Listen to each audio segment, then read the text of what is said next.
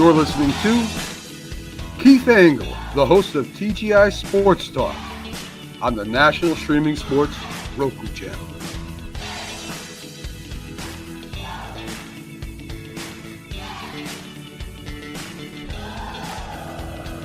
Football season is here, and SeatGeek is my go-to for buying tickets. Now, with SeatGeek, every single ticket is backed with their buyer guarantee. We've all had plans change, and when you can't make it to the big game, SeatGeek has you covered. They're the only ticketer that allows you to return your tickets ahead of the event for credit with SeatGeek swaps. So when things come up, I know that my tickets won't go to waste. So what are you waiting for? Download the SeatGeek app to maximize your possibilities and shop live events with confidence.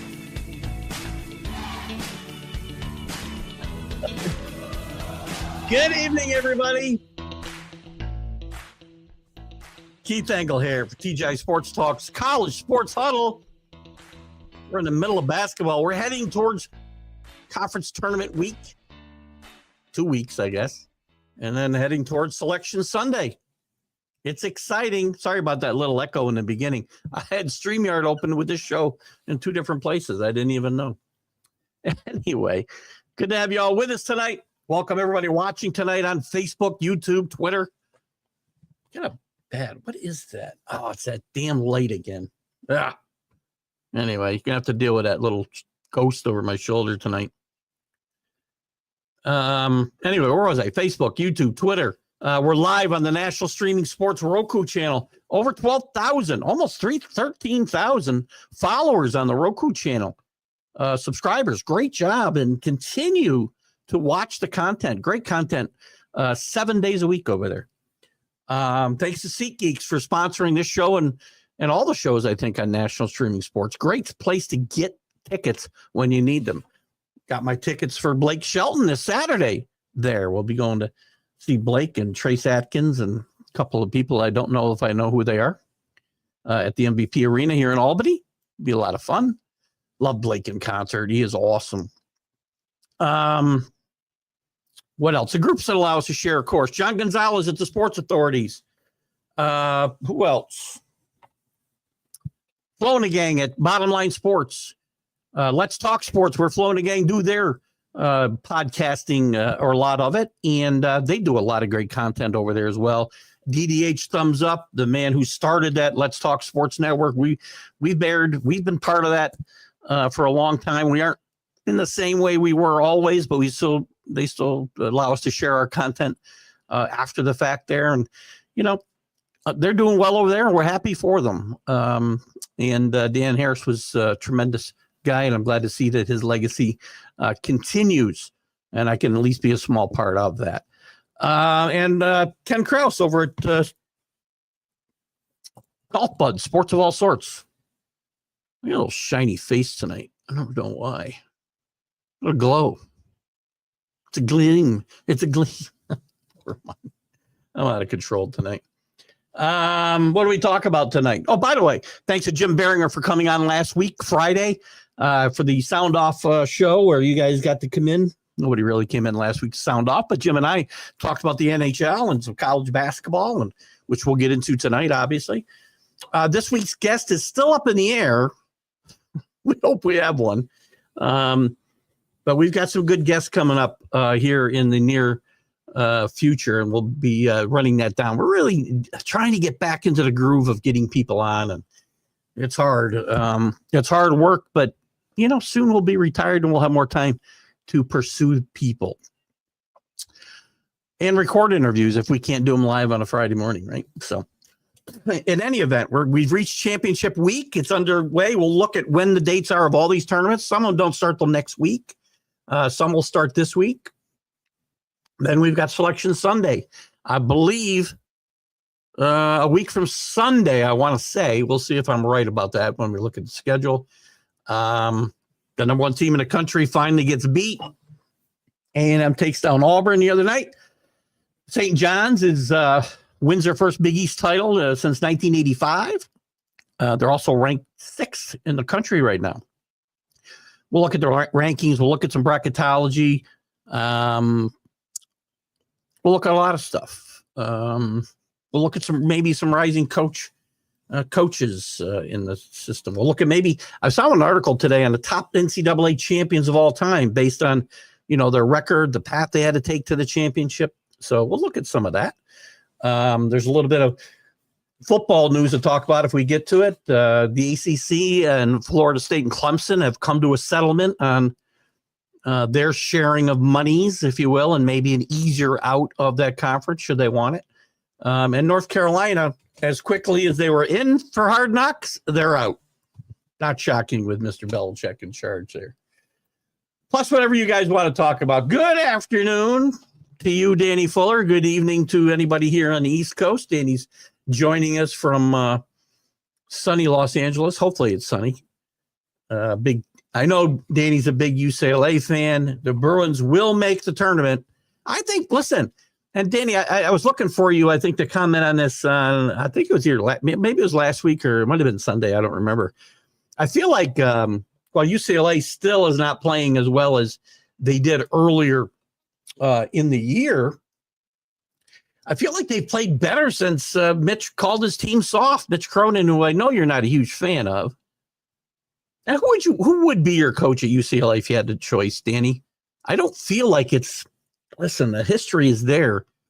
And maybe this is where this conversation started in my head, and I was looking for a comment from you. Is UCLA still the cherished job that it was? I mean, last several hires haven't been necessarily that inspiring, or maybe they weren't inspired to take the jobs, the big names. But I mean, UCLA's first year in the Big Ten hasn't been awful. They're 21-9 overall, 12-7 in a very good Big Ten. They're going to make the tournament. Listen, UCLA's never going to be what it was. Nobody will ever be that. I mean, those were great teams, and they had Sam Gilbert to help them get players. And you also had to win like 2 games to get in the Final Four, didn't you? So the tournament was so much different then. They'd play in their backyard. They'd play Long Beach State, and they'd play somebody else, and then they'd be in a Final Four. And there's 24 teams. I do. I thank you, Danny, and I will reach out to Todd. I don't know if you have any pull with Todd. I don't remember what your specific relationship was, or is. But if you want to reach out, I've reached out to Todd Bunch. I haven't in a little while, but I'll circle back now that you're bringing up his name. He's communicated with me on and off. He said, "Yeah, let's get her done." I'd lose track of him, and I get the sense that Todd's kind of just living the dream and kind of going through life, enjoying himself. All-time greatest basketball team is UCLA without a doubt. Now, all-time greatest team without a doubt. Listen, and I'm not disparaging them with my comments there, by the way. The article I read was ranking individual season winners. Let me just pull this. Let me see if I can pull this up. Hold on here. I got it here somewhere. No, I got it here somewhere. I found this. Was it on? No, that was The Athletic. Hold on. It was in The Athletic. See if I can find this again. Here it is. Who's the greatest national championship? So it's not teams. I would say all time it's UCLA. And probably Kentucky right behind them. But this is individual teams. And by the way, UCLA doesn't show up on this list. This has got a huge.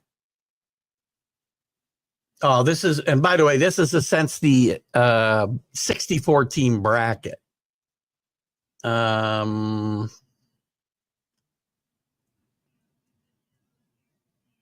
are they doing this? Oh, I see. So this is since the introduction of the yeah, I don't care about that. Let's go to number 1. I think we've got them. Bear with me a second here. I do think we've got. No, this is all since the. Yeah, so your great UCLA teams are not going to come up on this list. But great programs in history, UCLA's right there. Kentucky's there. North Carolina's there. Right? Duke. Kansas. I think Villanova over the last couple decades, not recently, but, during the end of Coach Massimino, and then obviously with good grief, right? Danny who? Losing it. Oh God, I'm losing it. But we'll look this, by the way. So this is since the expansion to 64 teams or 68, however you want to look at it. UConn in 2024 is ranked as the best team to win. And the criteria here, by the way, is the seed, regular season champions, conference tournament champions, overall winning percentage, difficulty of the NCAA path that they took, dominance of their NCAA run, so how much they won by, and the talent, which is kind of, last year's UConn team is ranked number 1. Duke, 1992, Kentucky, 1996, Carolina, 2009, Kentucky, 2012, Duke, 2001, Florida, 2007, Kansas, 2008, Villanova, 2018, and UCLA in 1995 when the Jim Herrick is the 10th team on this list. So those great dominant teams of the 70s. And Danny, that's another thing. I read an article not too long ago about what ifs, right? Great what ifs in sports. What if Denny Crum had taken UCLA job? If you remember, he left John Wooden's team and went to Louisville. Had 2 years there, one making the Final Four, I think, and playing UCLA, if I'm not mistaken, in the Final Four. He was offered a job when John Wooden left, and he said no. In fact, he was offered a job like twice after that, I think, too. Said no. Would they have continued that dominance through the 70s if Denny Crum took the job? By the way, they weren't very bad. They weren't all that bad. I think, if I'm not mistaken, Gene Bartow came in there after Wooden and took him to a Final Four. Cunningham replaced Bartow. Danny, you can correct me if I'm wrong about any of this. I think they also went to a Final Four. They were so dominant. They were losing 3-4 games a year, but it wasn't the same. Chris F. Grave up in cold Canada. Warming up here, guys. Beautiful. Look, it was raining later today, but the sunshine was nice early. We had that March sunshine here in the Northeast. I love it. Time change is Sunday, my favorite day of the year. Happy birthday to John Roland Gilroy. John would be 129 years old. He came out of Haverhill High School and which also produced Red Howard, played one game for the Giants. Thank you, Chris. And that team couldn't play for a national championship because freshmen couldn't play. Which team? I remember hearing stories where the UCLA freshman teams would beat up on the varsity in some years. I'm not sure which team we're talking about. That team couldn't play for a national championship because freshmen couldn't play. Did I miss something? No, I guess not. I don't know. Give me a little. No, I agree. I'm not doing that. That's just an article I had up earlier today on the Athletic. I'm certainly not going to forget history, by the way. You think I'm going to forget great teams like the 77 Marquette team? No way. No way. It was different, though, right? UCLA used to have a great path to the Final Four, winning 2 games. But still, how many national championships they win in a row? 11, Danny? I'd love to get your opinion on. You'd love to have Mark Few. I don't see Mark Few's like 63 now. It's hard to believe. Mark Few's a great coach, and I'm guessing Mark Few's been offered many jobs, probably more than we know about, to leave Gonzaga, and he's had such a good thing going there. I don't think Mark Few's going to leave there to go anywhere. Even though Gonzaga's fortunes are down a little bit, there's still a chance they don't make the tournament. I think it's small. They'd have to lose their last regular season, or maybe, they may be starting their tournament. We'll take a look at the tournaments. They'd have to go out in the first round, probably, not to get in. Mark Few's a great coach. So, Danny, that's my question. Does UCLA have the chops, right, to attract a coach like Mark Few? They haven't. I mean, I'd be shocked if they hadn't at least, text somebody that knows Mark Few to check his temperature here or there through the years. As you've gone from Steve Alford and, who got you? You did get the back Final Fours with the old Pitt coach, Ben Howland, right? Those were good teams, good defensive teams. Man, they couldn't put the ball in the basket, though. But it feels like they can't attract that top level coaching now, right?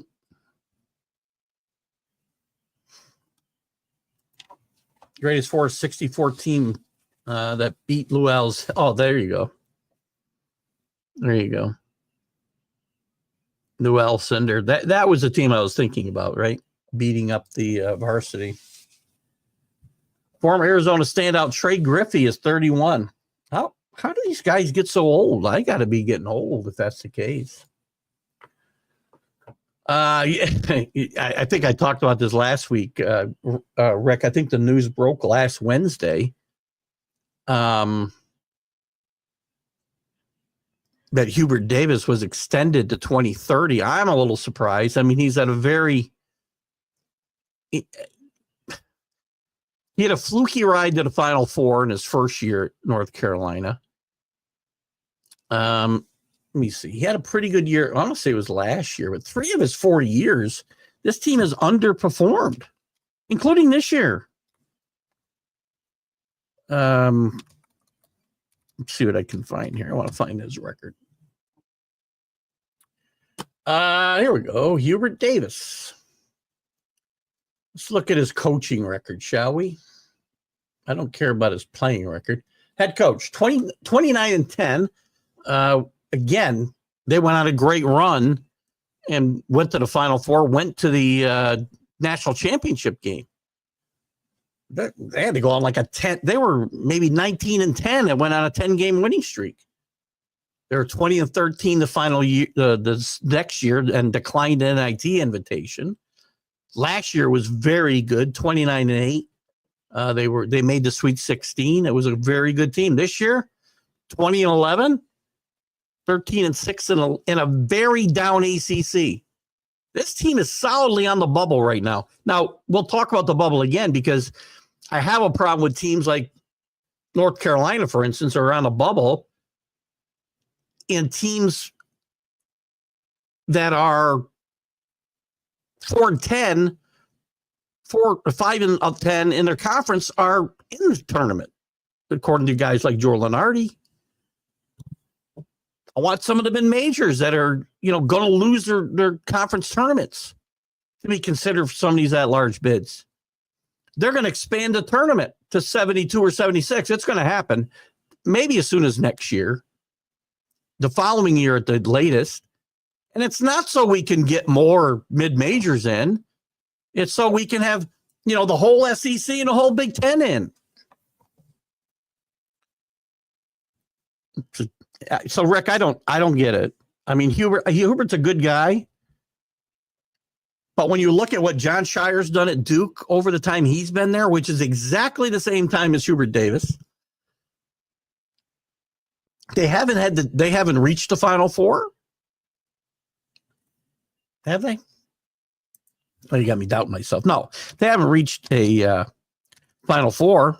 They may this year. This is a team that hasn't lost a game since Thanksgiving. Lost one game since Thanksgiving. I mean, John Shire in the same conference got off to a bit of a slower start. I take this back. He came in a year after. 27-9, got to the second round. 27-9 again, went to the Elite Eight last year. And now he's 27-3 and second in the country. Probably about to be let's see. He'll be number 1 pretty soon. Because Auburn just lost. So you look at John Shire and Hubert Davis, who, again, both of them replaced legends. It's not easy to be the guy to replace the guy. We talk about it all the time. John Shire's certainly done a better job than Hubert Davis. Hello, Linda, watching on Roku. Thank you for tuning in. As I mentioned at the top of the show, National Streaming Sports, over 12,900 followers, I believe now. Tremendous. I don't know if we call them followers or subscribers. I mean, we call them followers here on Facebook. But, you know. Dating says Hubert hasn't performed to NC standards. I get it. But apparently the powers that be think he has. I don't think he's lame duck. I don't know what he had left on his contract. Here we go with my freezing again. What is going on with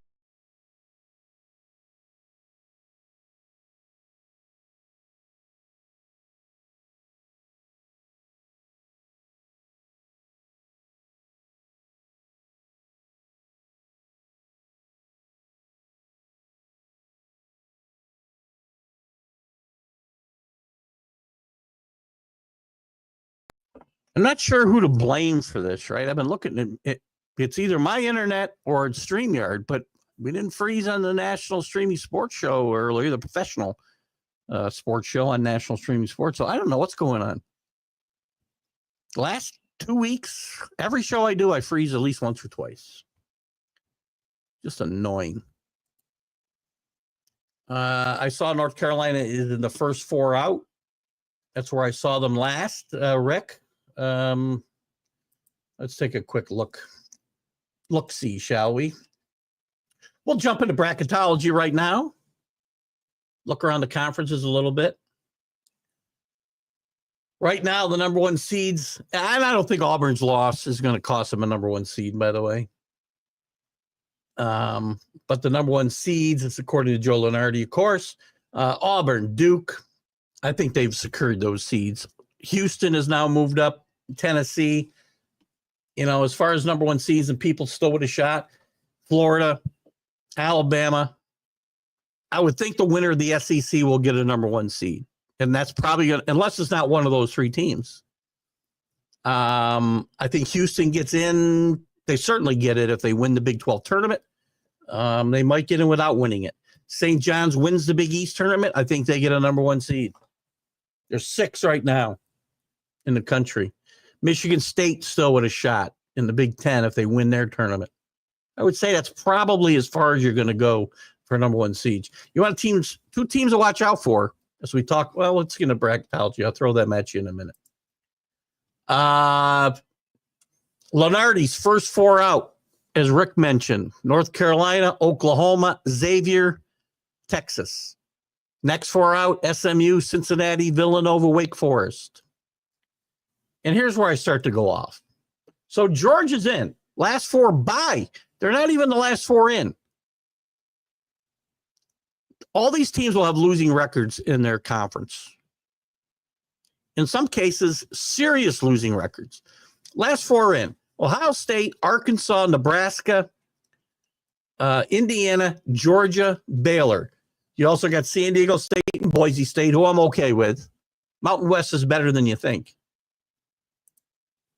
But Ohio State right now, 9-10. They still got a shot to be 500. And maybe I'll give them a break. Nebraska's 7-12. 7-12. If you can't be 500 in your conference, I don't care how good the conference is. Why are you getting in over somebody? Listen, North Carolina deserves to be in over all those guys.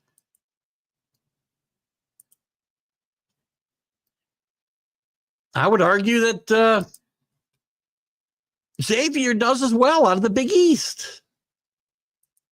It's just so freaking frustrating, man, to see this stuff year after year. What's Xavier's record? They're 11-7, 19-10. I know the Big East isn't the Big Ten or the SEC, but it's certainly a really good league, certainly at the top. I don't get it. Frustrating. I'm going to give you two teams to watch out for this tournament. Clemson, who has kind of turned it around. I'll get to your comments here in a second, guys. I see a few there.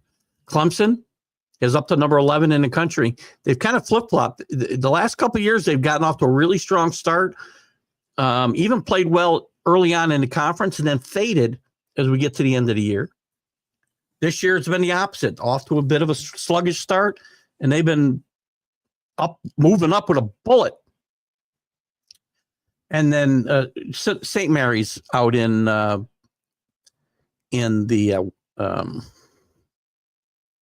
West Coast Conference. They've beaten the Gonzaga twice this year. Might very well beat them 3 times. They beat them in the tournament. And we'll look at those tournament dates and such. Hello, AC. How are you, buddy?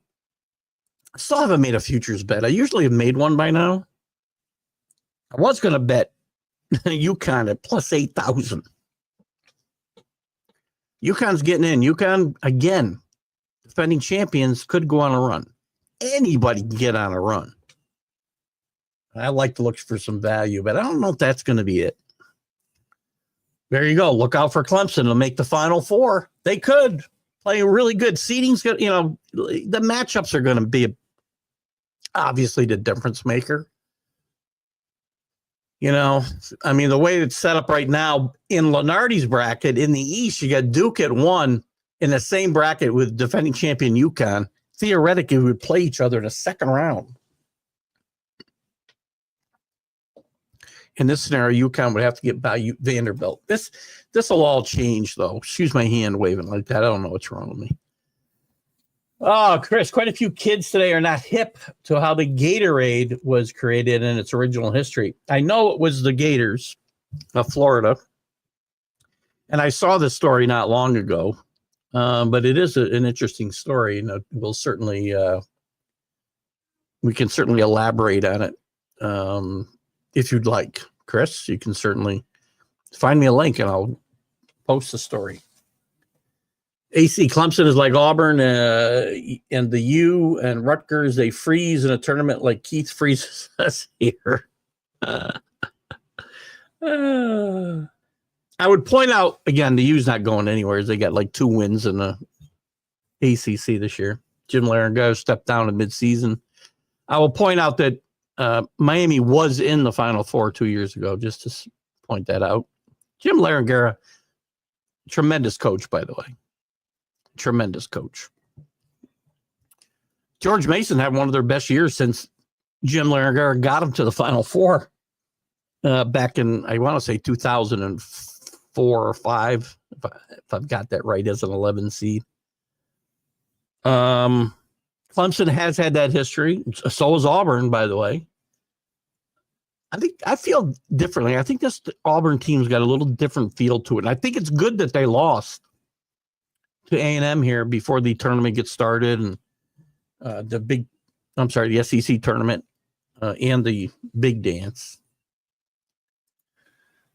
There are only 3 people here on YouTube. I sound like a Prometheus and a God Enlightenment dropping my bathroom, Bob. Did you know? Who's on YouTube? You got 3 people on YouTube? Can I see? We got a bunch of people on X right now, or Twitter for those old folks like me.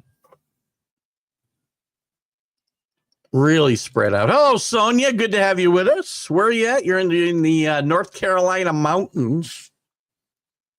Sonia's happy to see Duke's going to be number 1 after this. Look at Duke's probably looking at the number 1 seed in this tournament coming up. If they win the ACC, they'll be the number 1 overall seed for sure.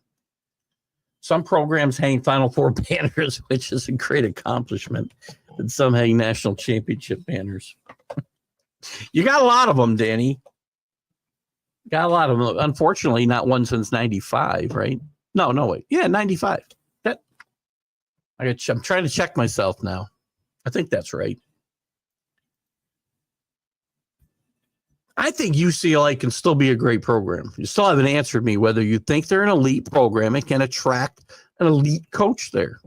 I think you've made it clear that, well, Mark Few's an elite coach. But they haven't attracted Mark Few there. Don't know whether they ever officially offered him the job. But there was a time where that was the job, right? Who's the best coach there, Danny, since Wooden? Larry Brown got an underrated team to the final against Louisville. Got beat pretty badly. Kiki Vanderway, I think, led that team, if I'm not mistaken. Jim Herrick won a national championship, the one I mentioned in 1995. I believe they went to, maybe they didn't go to back-to-back finals. Ben Howland went to back-to-back finals. Steve Alford, I would say, overall was a disappointment in Westwood. Who else is coach there? By the way, Dan, you go back in the archives on Facebook far enough. I think you can go to my TGI Sports Talk page. You can do a search. I interviewed Larry Farmer a couple of years ago. It was a great interview. I might get Larry on again because he's got a book out since I interviewed him. Former UCLA player, coach. Curious your thoughts on Larry. He's a stand-up guy. But he was the best coach in the world. Coach later on at Loyola. He's just a wonderful, nice human being from all. Well, I spent an hour and a half with him, so I guess I know him better than most people. 95 in Seattle with Jim Herrick, Ed O'Bannon.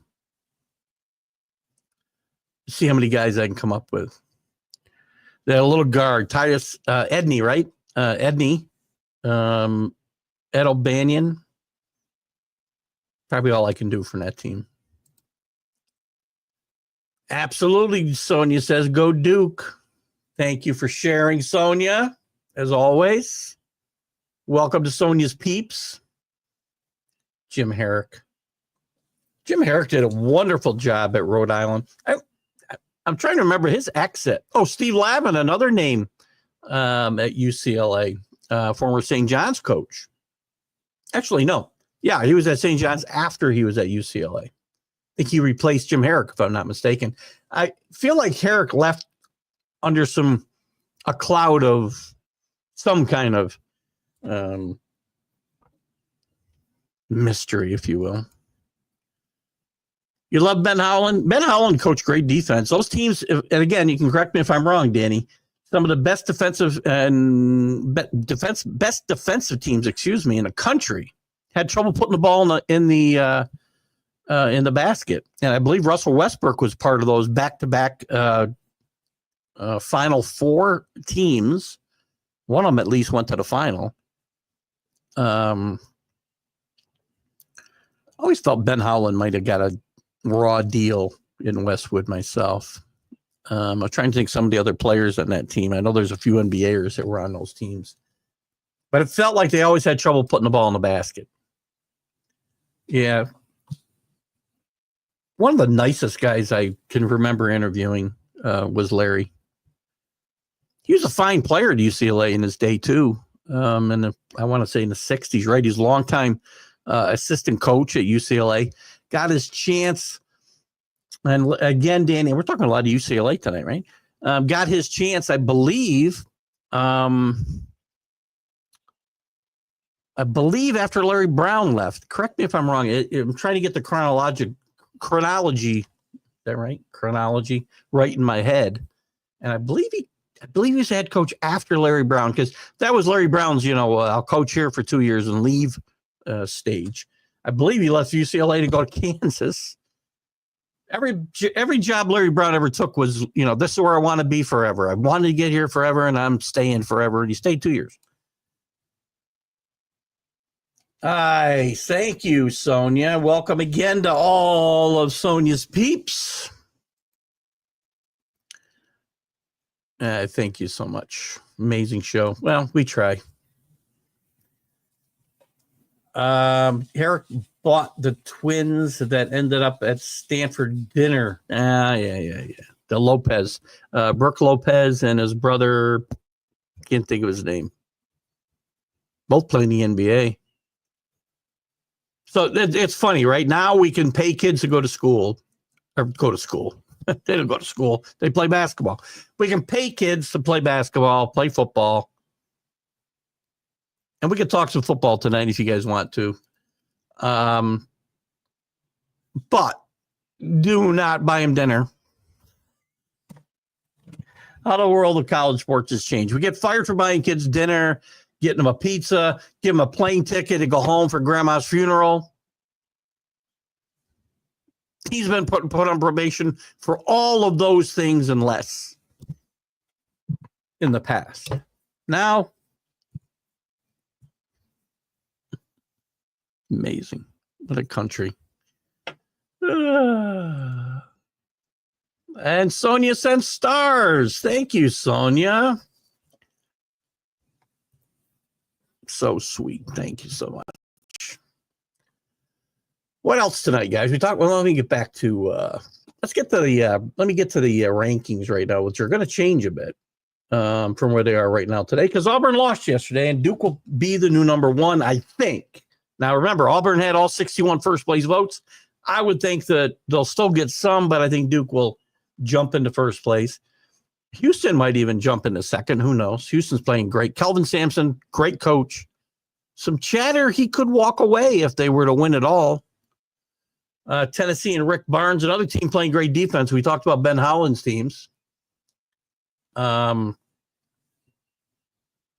another team under Rick Barnes who play great defense, have trouble getting the ball in the hoop. I think Reggie Bush Jr. should get his job back. 30 years old. He's got to be 85 years old, isn't he? Jim Herrick coached at Pepperdine. He coached at Rhode Island, did very well in both stops. And then at UCLA, or maybe coached Rhode Island after UCLA. Really good basketball coach, by the way. Can't these guys, you can't buy them anything. Now you can buy them whatever you want. Now you can give them, a check for $1 million. Thank you. Rutgers is ranked nowhere. There's a lot of talent. There's a lot of talent on that Rutgers team. But they're mired in, Jesus, good grief. Where are they? Hold on. Got to get to the Big Ten. 7-12, 14-16 overall. Their coach is going to get fired. This team was on the rise around the time COVID hit. They had a great year. The year the tournaments were canceled due to COVID. 2 years ago, they had a really good team, and I think they got bounced in the second round. They ain't going anywhere this year, that's for sure. Rhode Island after UCLA. Pepperdine before UCLA. Good coach. Back to the rankings. Where was I? Tennessee, 4. Florida drops a couple of spots after losing to Georgia last week. Georgia's had a couple of nice wins recently. But is that enough of a resume to overcome being 5 games under 500 in your conference? St. John's up to 6, their highest ranking in 30 years. Also won the Big East for the first time since 1985. And we know what happened that year. They went to the Final Four, got blown out by Georgetown, but won the Big East. I think they won the Big East tournament, if I'm not mistaken, and met Georgetown for a 4th time in the Final Four and got blown out of the building. Alabama at 7, down 1. Michigan State, be careful. Tom Izzo's back. 24-5, in control of the Big Ten. Michigan State probably playing for the regular season title this week. Texas Tech up a little bit to 9. Iowa State down 1 to 10. Clemson, as I said, all the way to 11 now. Wisconsin very quietly at 12, although they dropped a spot. Maryland snuck up here to number 13. Louisville, another team from the ACC, a very down year in the ACC. Louisville, Clemson coming on late, though, to maybe give them a couple extra bids they weren't thinking about. Missouri, Gates has done a great job there, but they're fading a little bit here as we head towards tournament time. We're going to look at these conference tournaments and when they get started and what to expect. In a second, Memphis and Penny Hardaway up to number 16. Michigan stumbling a little bit the last couple of weeks, but still 17th in the country, still with a chance for that regular season Big Ten title. Purdue trying to right the ship at 20-9. Had a couple of tough weeks, as has Mark Pope in Kentucky, down to 19. Marquette, 22-7 after being in the top 10 a lot of the year with Shaka Smart. St. Mary's, who I've been touting for a month or better now, 27-4. Be careful. Veteran team, good guard play, good defense. Question about the ability to maybe score enough points to win games. Texas A&M had been dropping like a rock. They dropped 10 spots this past week with a couple of losses, but a big win yesterday against Auburn, as we said. BYU from the Mountain West at 21-8. Arizona 19-10 at 24, and Mississippi State 25. Nobody dropped out. VCU just missing the top 25, playing good basketball out of the A10. It's going to be interesting. VCU is another team that's going to be interesting. If they don't win their tournament in the A10, are they going to be in the tournament? I can't take a,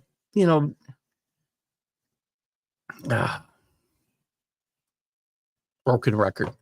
I can't take teams 5 or 6 games under 500 in their conference and leave a VCU at home if they don't win their conference. Angers me. As long as Arkansas don't win a game in a tournament. You don't like Razorbacks? No, I think I know the problem. Hello, JB. JB from the Back It Up Binge podcast. Check out JB stuff on YouTube. JB does some really good stuff, doing some interviews as well now. He's had some really good guests on recently. So check out JB. And JB comes and participates in our shows often as well. Let's take a look at some of these tournaments when they're getting started. I in a lot of ways, and you guys could tell me how you feel.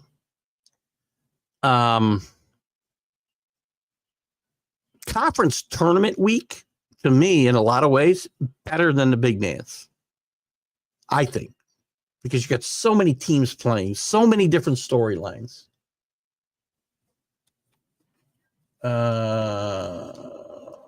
Sorry, I got distracted by a work message. Don't let me alone.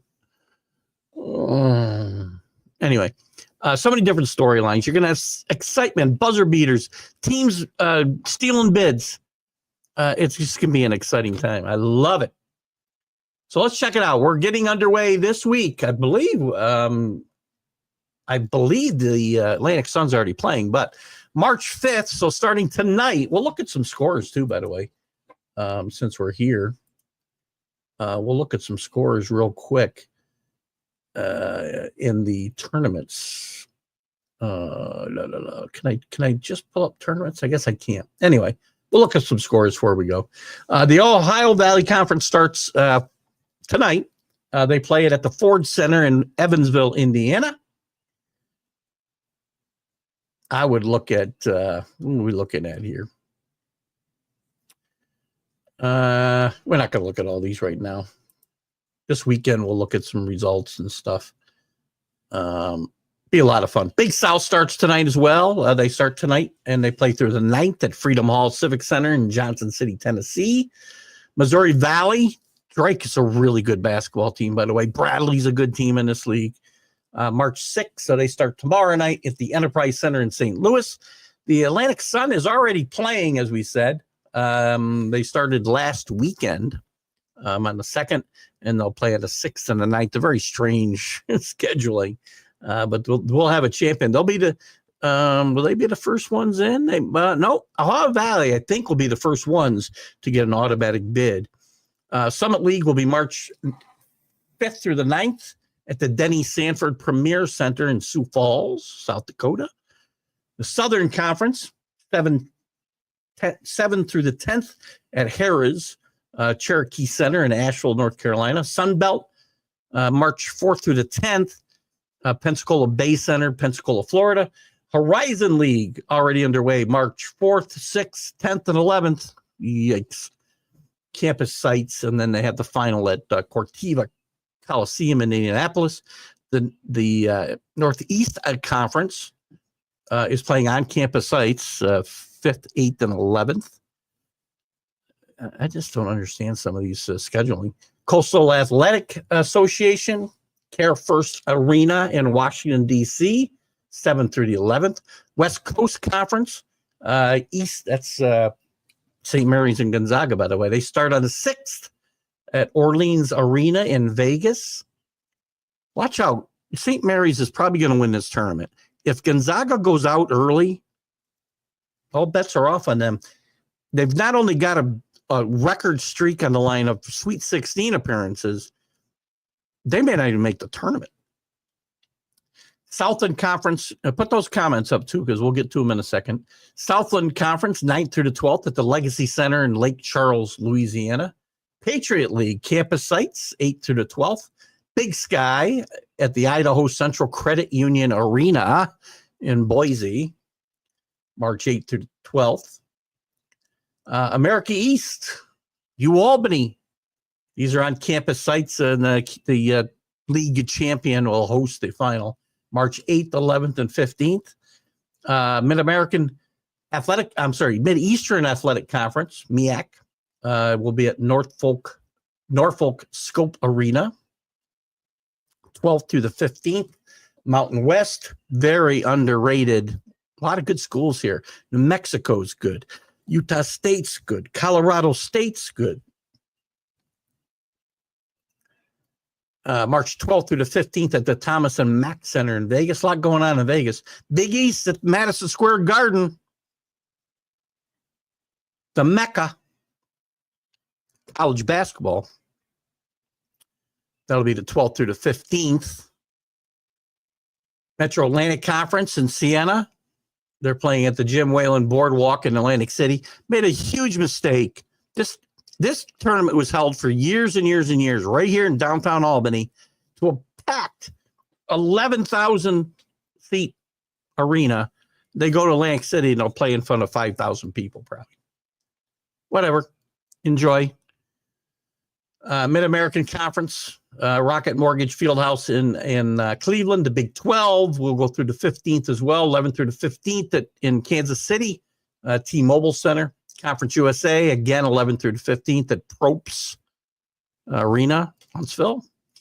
ACC will be at the Spectrum in North Carolina. Good to see that they're playing in the South and not at Madison Square Garden, because that's where you play the Atlantic Coast Conference tournament, is Madison Square Garden, right? Be an interesting tournament, though. Southwest Athletic Conference, the SWAC, will play at Gateway Center in Atlanta. The Big West will play at Lee's Family Forum in Henderson, Nevada. Western Athletic Conference, Burns Arena in Utah and Orleans Arena in Vegas.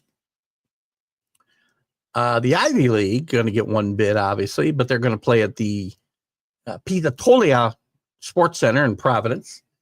Atlantic 10 will play at the Capital One Arena in Washington. That's good. Listen, the Atlantic 10 is better than you think as well. Not as good this year as some other leagues, as other years, but it's good. Southeast Conference looking to get a record 12, 13, or 14 even bids. Again, with a bunch of teams under 500, if that's the case, in conference. They're playing 12th through the 16th, and 16th is Selection Sunday, by the way. Bridgestone Arena in Nashville. The AAC is the 12th through the 16th at Dickies Arena, in Fort Worth, Texas. And the Big 10, 12th through the 16th at the Target Center in Minneapolis. So lots of wall-to-wall basketball going on here as we go forward. Ryan Odom is a great coach. Maybe he can. Ryan Odom's a really good basketball coach. That's a good call. But is that, again, he's a really good coach. But I feel like in the past, But I'm trying to think. I mean, guys weren't big names when they went to UCLA, right? That followed Wooden. Gene Bartow had coached Memphis State, and later UAB. He started a program at UAB. He's a really good coach, but they could not win national championships. They'd win 20. They'd win win 24 games and go 24-4 and lose their jobs. I think he lasted 2 years. I think Gary Cunningham lasted 2 years. Then it might have been Larry Brown. Calipari is the problem. I do know that. I do know that. Florida versus Alabama tonight. We'll look at a couple scores right now. J-Train. James Martin is with Chris Fgrave. 4 total now. What up, Keith? Oh, on YouTube. I don't know what it is with the YouTube audiences. I mean, we're up to between Twitter and YouTube and Facebook. I mean, we'll do when I get done with the show. We've got 200 views when we get done usually, and then when we share, it's been a little bit less since football season ended, but we'll get 1.5. So 1,500 views or so, and I'm happy. It's not Joe Rogan numbers, but you won't see me complaining. And we'll have it's funny. The live views will be anywhere from, 50 to 300. But it's weird because you don't see them all come. They're coming from different places. I don't see all the Twitter data. I don't see all the YouTube data. Sometimes we get them from different views because Sonia, for instance, is sharing the show. We don't see the metrics. I don't know what we do on Roku from show to show. But we're happy. I'm happy that you guys are here with me, and I'm happy to be sharing it with you. Danny, thank you so much. You are the best. We've had interview shows that have hit 10K. Again, that's after the shares. That's why I thank all the groups. I always thank John Gonzalez at the Sports Authorities, Greg Rawlings, his baseball sites, his football sites, Flo and the Gang. Oh, I forgot to mention Ralph Williams tonight, by the way. Let's Talk Sports. Anybody, and I got another 150 groups we share to sometimes, depending what Facebook is. Sometimes they'll let me share to 20.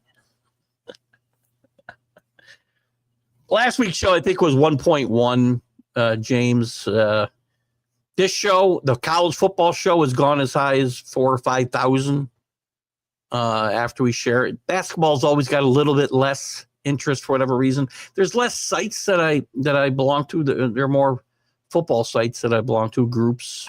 So, but we thank all of you for your continued participation and sharing and following the show. It's been a blast. Sound like I'm retiring. I'm retiring from my real job in August.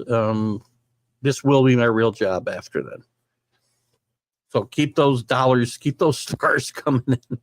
We got a lot of bills to pay. No more diamonds for my wife. She's cut off after this last trip. Kidding.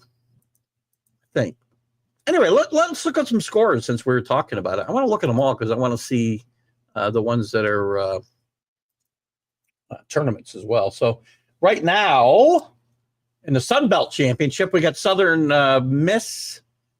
Georgia Southern, I should say, is leading Southern Miss 78-64. In the Big Ten, we got Michigan and Maryland. Maryland's beating Michigan, so maybe Michigan won't play for that Big Ten title. They're beating them 50-46 in the second half. DePaul and the Big East is tied with Providence, both of them on down years, of course. Florida and Alabama, somebody mentioned earlier, they're at halftime. Florida holding a 1-point lead on the road over Alabama. Halftime at Boston College, Clemson up by 10. Halftime in the OVC championship, UT Martin is behind Texas Tech by 35-28, excuse me. Halftime at the Northeast Conference tournament quarterfinals, LIU leading Chicago State by 8. St. Francis over Wagner in the Northeast Conference Tournament quarterfinal, 31-25. Wagner, of course, once coached by Danny Hurley. And, by the way, also by Mike Dean, former Siena coach, former Marquette coach, married to a girl right here from my close to my hometown in Amsterdam, New York. I believe Mike moved south. I'm pretty sure he's not living in Amsterdam anymore. He's an interesting character, man. If you never saw Mike Dean coach a basketball game, you missed out on some show time. I can tell you right now. Also, Northeast Conference Tournament. Fairleigh Dickinson is leading Stonehill 33-22. Central Connecticut is leading 51-35 over Lemoyne. Out in the Big 12, not a tournament, the regular season game. Oklahoma State over UCF. Both teams going nowhere. Kansas State, big disappointment this year in the Big 12, by the way.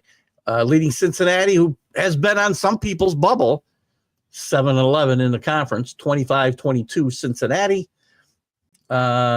Pittsburgh in the ACC is trailing NC State 34-30. In the ACC, St. Joe's leading Providence. I don't want to read all these scores. Big South, Gardner Webb is just starting to play against South Carolina Upstate. I didn't even know there was a South Carolina Upstate. And then we got some other games that have not started yet. Lots of good stuff. By the way, there's Rick Sherlock in the house, according to Danny. I don't know how he sees him, but we did miss Sonia on the professional sports show today. I learned the name of this show I guessed on Wednesdays. Oh, my God. What else is going on in the world of college basketball? The world of college football, too, by the way. As fast as he was in, Bill Belichick is out of Hard Knocks at North Carolina. They were going to be the story of, I think it's Hard Knocks off season. Don't know what happened, but they're out. Let's see what did happen. I'm curious what happened now. Do I have a story here or not? Belichick won't be, let's see, deal with Belichick and UNC falls through. Belichick will not be the hub. I'm sure he wanted to control things. They reported last week that North Carolina will be featured on this year's off-season show, which, by the way, boy, the Giant fans probably wish they were never on. Joe Shine probably wishes he was never part of that. Anyway, it would look at it would be behind the scenes look at how Belichick has managed his first off season as a college head coach. When asked about it on Pat McAfee show, though, Tar Heels general managers are big in college these days. Mike Lombardi said that nothing had been signed with the university, but the program was receiving lots of offers from people all over to come in and look at our program. But CBS first reported earlier Tuesday a deal could not be reached. He was never in a position where he had to be on Hard Knocks with the Patriots. I don't believe they could have forced him. The NFL has rules where you don't have to be on Hard Knocks. This would be the first time that a college team had been on any portion of Hard Knocks. In the NFL, you can only refuse if you were in the playoffs of the year before, or if you had a brand new head coach. I feel like there's one other thing. But anyway, that's fallen through. Who knows what they're going to do for off-season Hard Knocks now. I don't really know. I guess I don't even care. Oh, my God. One of the worst kept secrets, by the way, is Duke's Jai Lucas has signed a deal to be Miami's new head coach. He signed they made this announcement. An announcement's expected, tomorrow morning. He's expected to leave Duke and join Miami after the conclusion of the regular season. So he would not, which is just a week away, a few days away. Really. and he will not be part of this team in the postseason. So Lucas has been with this team. He's 36 years old. He played a key role in building this team. He helped Coach John Shire lead the top recruiting class in the nation in 2024, including Cooper Flagg, who, by the way, it's a big question mark whether he'll be back. It's not always a foregone conclusion these guys will be one and done anymore with the NIL and pay for play that they can get. So they also have some big recruits coming in for next year, head by the Boozer twins. So he's a good recruiter. Miami needs it, man. Jim Larangera stepped down at 75 years old. He stepped down mid-December in the midst of his 14th season. He led Miami to 6 NCAA tournaments, 4 Sweet 16s, including a Final Four run, as I mentioned earlier, in 2023. Auburn was just beat up badly by the Aggies here the other night. In a related story, and it's more of a football story. I guess it's both. The ACC, Florida State, and Clemson ended their ongoing litigation Tuesday after agreeing to a settlement that changed the league's revenue distribution model and significantly reduces, this is key, I believe, significantly reduces the exit penalties for members wanting to leave the conference before the TV deal ends in 2036. It was going to cost these two teams like $39 million to leave. Let's see if there's any other details here. I'm going to assume they're going to get a higher share of the money because they feel that they generate the big chunk of the revenue. The reason they have the TV deal they have is because of them. Again, they have a bit of an overinflated view of themselves, I think, but we'll see. Wow, the exit fee, holy moly. As a result of the settlement, the penalty to leave the conference has been significantly reduced. The grant of rights remains in place through 2036, but beginning next year, the exit fee will be $165 million. Wow. That's more than I thought. That fee then declines by $18 million per year, leveling at $75 million. How are you affording to leave $165 million? Well, I'm going to the SEC.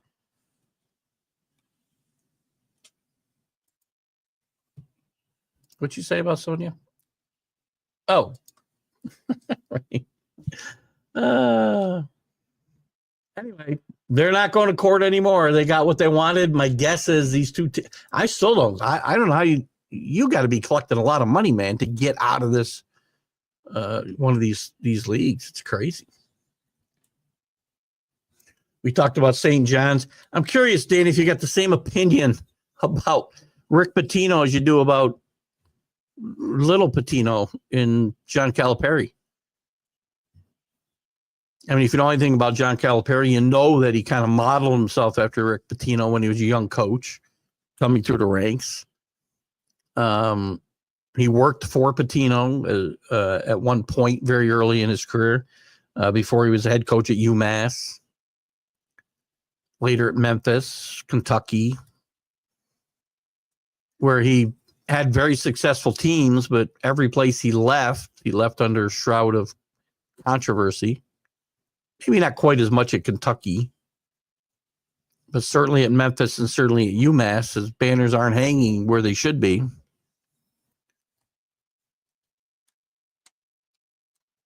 By the way, I want to tell you guys, one of the guys I'm going to have on next week, because we talk about this stuff a lot, right? Oh, that is. See if I can find what I'm looking for here. I got to get to what do you call that other thing? Instagram, Instaface. In a couple of weeks, so next Friday, I'm going to have on Kevin Bryant. Kevin wrote a book a couple of years ago. He and I chatted a few years ago, and then we kind of lost sight of each other. The high stakes world of NFL espionage. He also he also is writing a new book about the same type of thing in college. And it's really, it's a book that discovers a collection of techniques that teams use, both professional and college, to gather information on their opponents in the hopes of gaining a game day advantage, as well as the countermeasures used against these. It spans the whole history of the NFL, and we'll be talking about his upcoming book, which we'll talk about college. And I think it's very interesting as we start talking about guys like Pitino and guys like Calipari and guys like Belichick, Jim Harbaugh. A lot of the things that have happened in sports over the last couple of decades are going to be very interesting to talk to Kevin about. He'll be my guest next Friday on One-on-One with Keith Engle. We're still looking at a couple of guys for this, or a couple of people for this Friday. I was waiting to hear from somebody. And I have not, want to make sure I have not yet heard from him yet. But we'll have some guests. We're going to get, I'm pretty embedded now in the recruitment of guests, as I talked about at the top of the show. And Danny had mentioned, I got to speaking of college stars, Todd Marinovich, former USC star as well. Let's look at the NFL. Let's look at the college football just a little bit for some news, and then we'll get around to, we may even leave a little bit early. I don't know.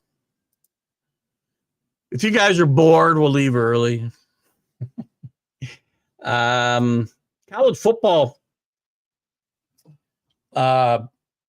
selection committee has added Mike D'Antonio, former Michigan State football coach, really good football coach as well, to the committee.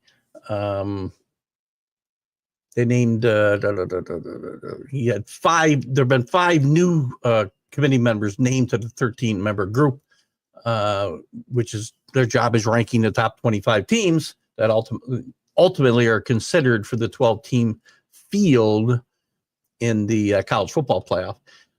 They announced that D'Antonio will join Maryland Athletic Director Damon Evans, former ESPN college football reporter Ivan Maisel, certainly knows his college football, Middle Tennessee State AD Chris Mazzaro, and former Ole Miss All-American tight end Wesley Walls, you may remember from his SEC days and his NFL days. The college football committee also, or I should say, the college football playoff is also asked former USA Today sports writer Steve Weiberg to serve as the college football on the college football playoff selection committee to return for a 1-year term. He was on there for 4 years back in 14 to 17. He would replace former coach Gary Pinkel, who has stepped down after 1 year with the group because of other commitments. Tough job, man. Fix this thing, by the way. Stop ranking and then seeding. One thing. Just do one thing. Stop confusing people. I'm begging you. And by the way, let's talk some football. Before I get to this, Chris, here's what's going to happen. We're probably going to get a tweak to the seeding this coming year. There won't be a change in number of teams. There won't be any change in venues. It'll still be the same type of setup we had last year. The one change I would expect to see is maybe reseeding when you get to the second round. I think you still need to give conference champions the buys. You just do. But then they shouldn't have, Oregon shouldn't be the number 1 seed and have the hardest path to the championship game. They have to fix that, and they will. The bigger change is going to come probably in 2 years when there's a new contract and they can make some changes. And right now, by the way, all the leagues have a vote. All the power conferences and Notre Dame have a vote on what changes get made. But the way I understand it, That changes with the new college football playoff contract that starts in 2026. And the SEC and the Big Ten will call the shots. And what it looks like now is you're looking to an expansion to at least 14, maybe 16. But regardless of what number that number becomes, they're looking to guarantee themselves 4 automatic bids apiece. That, and I thought last year's playoff was really, really good. I think they can tweak it a little bit. I think there's some things they can do to make it better. I think we could expand the field. I don't think we should be guaranteeing any conferences more than 1 bid, much less 4. This will be the beginning of the end for the popularity of this conference. I mean, should you have, 4 SEC teams get in? If that was the case this year, this probably won't work because I'm probably looking at, can I do this or not?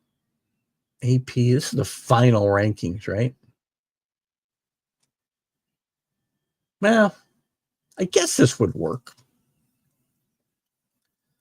If you had 4 SEC teams get in there this year, this is not quite the end of the season, right? This is after the bowl game. So you'd have the SEC would have, let's go look at the Big Ten. It might be the SEC. Texas, Georgia, Alabama, and Ole Miss. Alabama had an argument to get in last year. Maybe. Didn't take care of business. Okay. Big Ten. Ohio State. Penn State. Indiana. Illinois. I'm liking putting Illinois in the college football playoff. Really? This is going to be good for college football, right? Where's my good friend John DeLon? Now I have to agree with him. Now this becomes a participation freaking tournament. I don't want the if you're going to do this, let them all in. All 131 teams. Or make it 120. I can play it in what? 120 to 60 to 30 to 15. And we got to start giving people buys, I guess. Well, maybe I can't do 120. We got to make it different. To 4 to 2. It would take 6 weeks. No, we can't do that. But I'm going to have Illinois in the tournament. Stop it.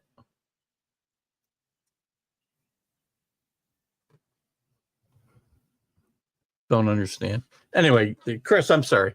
Is there much to look forward to out of the quarterback position out of Notre Dame this year? That's a great question. I do believe that they are actively pursuing somebody in the portal. Let me see. Notre Dame 20. Let's just do this. Okay. Yeah. We'll get you an answer here, Chris. Do a little work. True freshman Blake Herbert, redshirt freshman CJ Carr, redshirt sophomore Kenny Mitchney, and redshirt junior Steve Angeli, who I believe we didn't see last year. Our current scholarships expected to compete for the job from now through August. I thought they could be in. I mean, that doesn't mean that they won't. That doesn't mean that they won't find some guys in the portal here in the spring, but things are running out. Or time is running out, I should say. So the quarterback situation is going to be a little green and maybe a little less athletic than it was with Rylan Leonard behind the steering wheel there. So not great. Not a great outlook right now today as we talk for Notre Dame at that position. Now they'll still have, I think, a pretty good running game. I think they'll have a really good defense, but it'll be a tough go, I think, for this team, at least out of the gate. Marcus Freeman will be put to the test, and the doubters like Rick Sherlock will be out of the woodwork as they normally are. Anybody watching hasn't said hi? Don't think so. Don't be afraid to participate, guys. Chris, you don't normally come in through YouTube, do you? Not really sure. Let me look at you know what I haven't looked at a lot, and we'll look at this right now, is the women. They're coming up to championship week as well. And their rankings right now, Texas still at top, number 1 at 25. USC is 25 first place votes.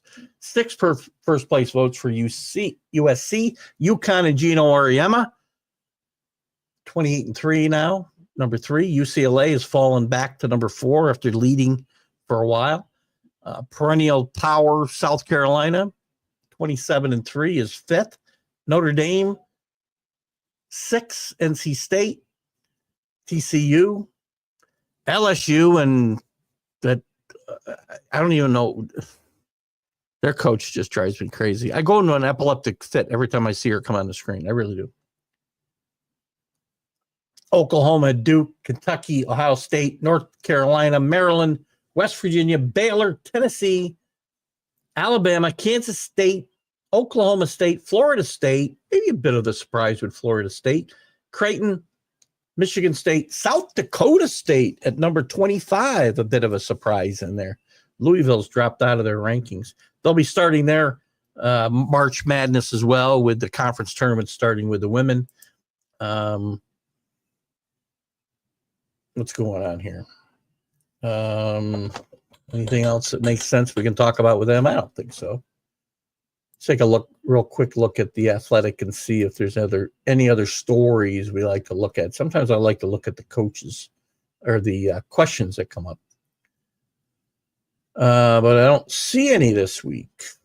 Let's look at their bracket watch, shall we? That'll wrap up the show. Their bracket watch is as such. What is this? Oh, God.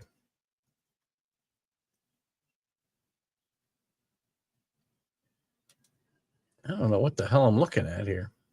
Oh, never mind. Anyway, the conference bids right now, the Athletic is looking at SEC with 13, the Big 10 with 11, Big 12 with 8, ECC with just 3, Big East with 4, Mountain West with 3, West Coast Conference 2, which what I would guess they're saying Gonzaga would be in, and they've actually got North Carolina out as well. First 4 out, same thing. Looks very similar to this is very similar to what Joe Lunardi has, quite frankly. Boy,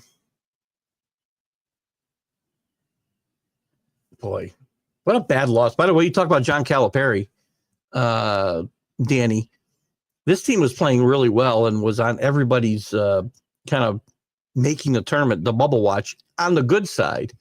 So they lost to a 1 victory in the SEC South Carolina team last weekend. Not a good look for them.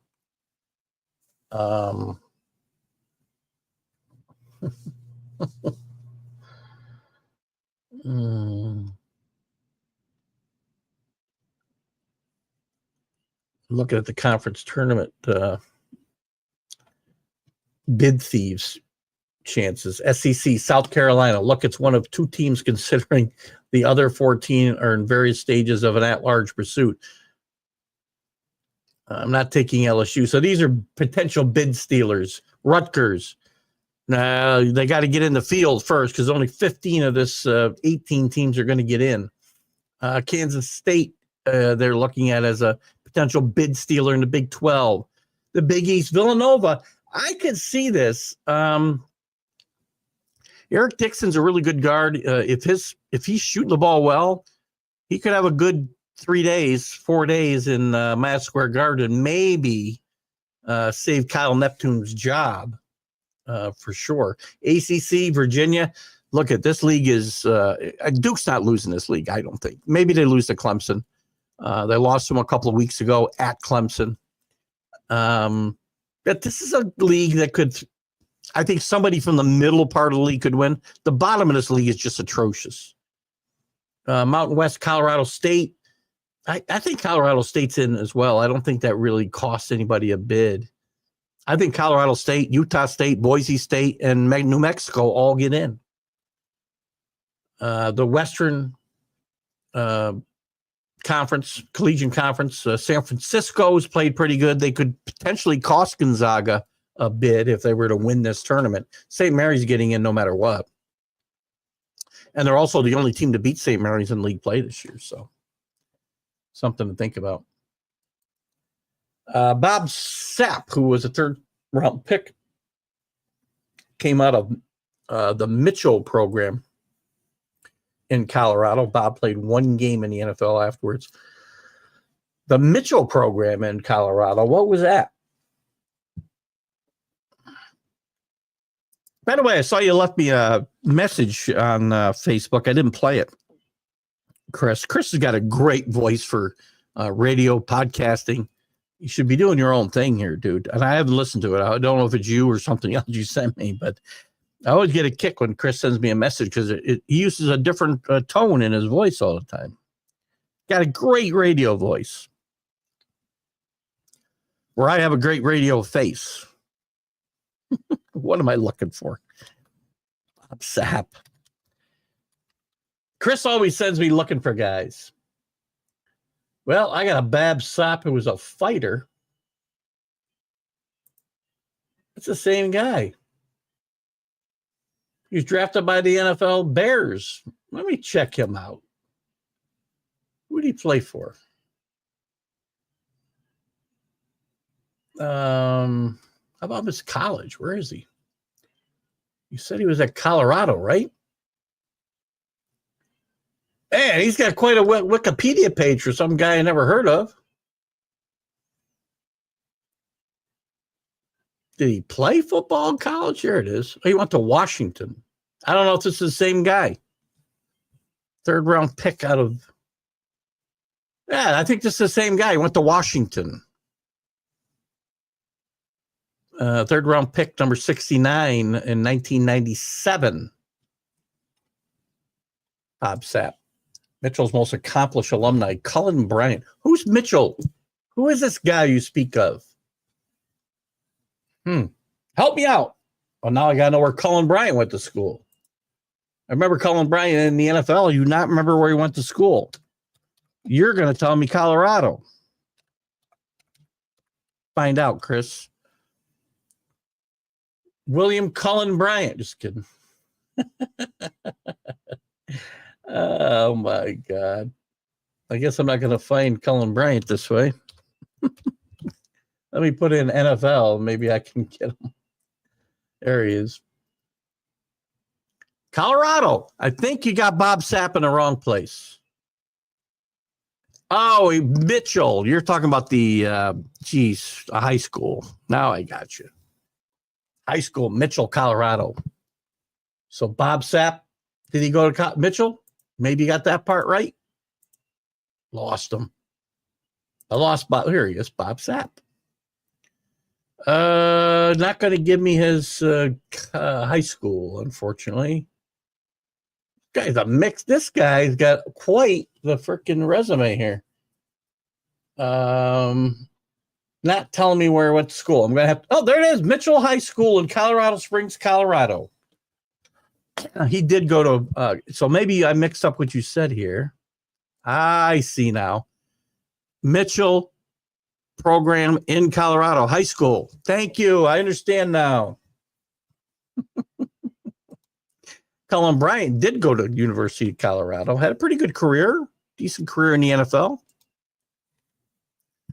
Good stuff. Listen, I got to tell you, I always task Chris F. Grave with coming up with irreverent, Chris, listen to me, irreverent information. Not the word you use. I said one time and I misspoke. Chris won't let me forget it. And Chris has worked me hard, man. This is a good one. Had to chase this one down. Bob Sapp. Cullen Bryant. Cullen Bryant had a pretty good career at Colorado.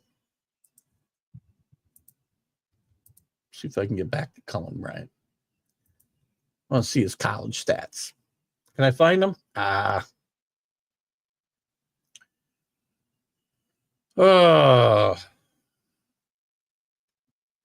Consensus All-American, 1972. All Big Eight, 1972. Ran for 3,264 yards and 20 rushing touchdowns in his NFL career. He was a second-round pick of the Los Angeles Rams. He also challenged the Rozelle rule at the behest of Carol Rosenbloom. Bryant went to court in 1975 to challenge his transfer to the Detroit Lions under the Rozelle rule. This came after Rozelle ordered Bryant off the Rams and sent to Detroit as compensation for the Rams signing free agent wide receiver Ron Jesse. The judge appeared sympathetic to Bryant's case. The NFL backed off and the Rozelle rule was subsequently modified. There you go. Good stuff. All right, guys, we're going to wrap it up. Chris, thank you for that information. Danny, thank you for participating tonight. JB, Rick, Sonia, James, anybody else who was part of this show that I might have, AC, don't mean to leave anybody out, of course. We had a good night. We'll see you Friday morning, hopefully with a guest. If not, it'll be Sound Off Friday, twice this month. Well, first one this month. I expect you to come in and sound off if we don't have a guest. I'll let you know tomorrow. If I don't hear from somebody here in a couple hours, I'm going to reach out to